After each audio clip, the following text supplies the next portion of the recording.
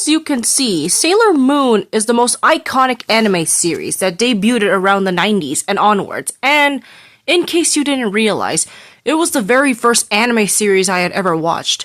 To be more specific, the Sailor Moon S movie, Hearts in Ice, was the first one I had watched when I was a kid, as I remember I was at an old friend's house and they just so happened to have that movie playing. Something about the style and the story of that particular anime caught my interest, and the fact that my parents got me and my sister 2 VHS cassettes of the Sailor Moon series only increased my interest in anime. It also helped that around this time we had access to YTV and 4Kids, which had tons of anime such as Yu-Gi-Oh!, Pokemon, Zatch Bell, Sonic X, Dragon Ball Z, and many more. I even watched anime on YouTube as well as other sites or even from my other friends' TVs or computers since I had grown very interested in watching them.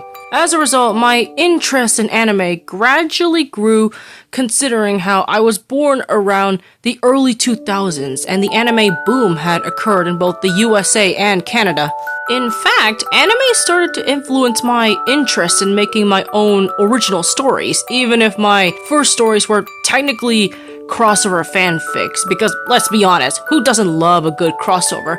It also helped that some famous anime did crossovers of their own, such as One Piece crossing over into Toriko and Dragon Ball.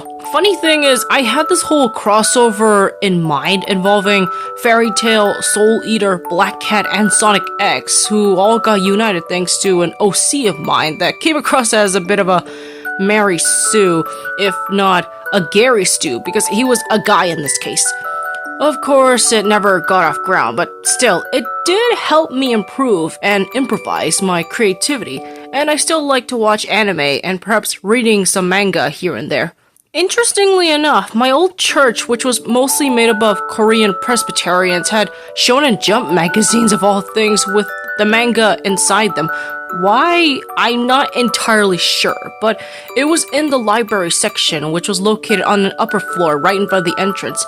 I often found myself going there either to read those magazines or to play either on my computer or phone, since I was still writing my own story concepts even back then. My future original stories are inspired by anime and manga, as I imagine the characters having the usual anime art style and the tropes that come with them, such as the power of friendship, action, adventure, and mystery, along with the exaggerated expressions that made them stand out.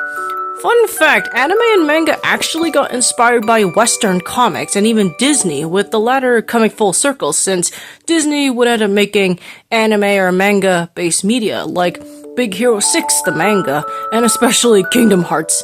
However, one particular genre stood out to me the most, which was the magical girl genre that got started with Sailor Moon. I mean, considering how Sailor Moon is considered to be the manga/anime series that kickstarted the genre's popularity, of course, even I would get affected by it, but in a more positive way.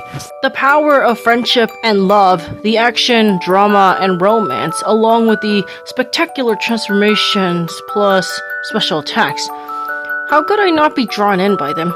By the way, my personal favorites are Sailor Mercury and Sailor Jupiter, considering they are the nicest members, with Mercury being the brains and Jupiter being the brawn of the group. It also helps that they are both blue and green respectively, which just so happens to be my personal favorite colors.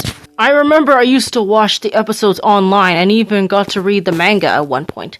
It wasn't just the Sailor Moon franchise that got me into magical girls, but other works like the ever-growing Pretty Cure franchise, Tokyo Mew Mew or Mew Mew Power as it was called in Canada, Shugo Kyara, Card Captor Sakura, or Card Captors as it was called in the West, Magical Angel Sweet Mint, Powerpuff Girls Z, yes, that's a real thing, Wedding Peach, Sugar Sugaroon, and Puella Magi Madoka Magica. I also heard of, if not watched, other more Western-themed magical girl shows and media, such as She-Ra, both the 80s version and the 2020s versions, which Winx Club, Lolly Rock, and Miraculous Ladybug, though the last one is more based on superhero stories.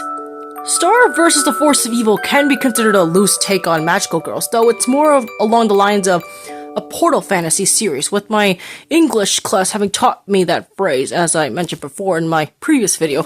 Interestingly enough, that particular series was actually going to start off as a girl who would become Star, simply pretending to be a magical girl because she was influenced by Sailor Moon, but of course that obviously got changed in the final product.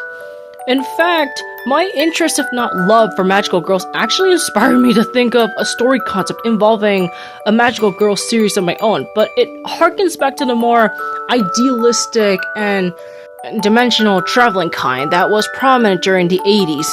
It also would have featured the usual transformation sequences as per the norm, though it focused more on the magical girl heroine, who I'm gonna call Stella for convenience sake, going around helping people.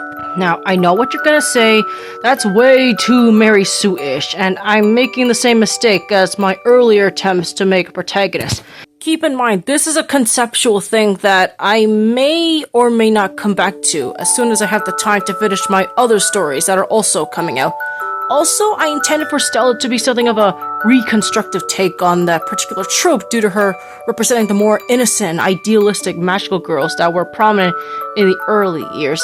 Although, in that case, they didn't really focus on the fighting aspect until much later.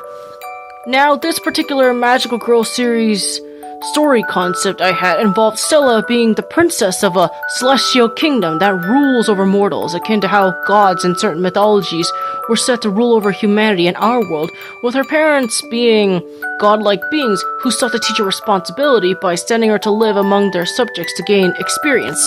Also, she would have been unique, as unlike most magical girls who usually stayed in the same outfit or uniform, unless they gained special upgrades for the sake of the plot, Stella would have been able to transform into a special form depending on the situation, but mainly based on the natural elements.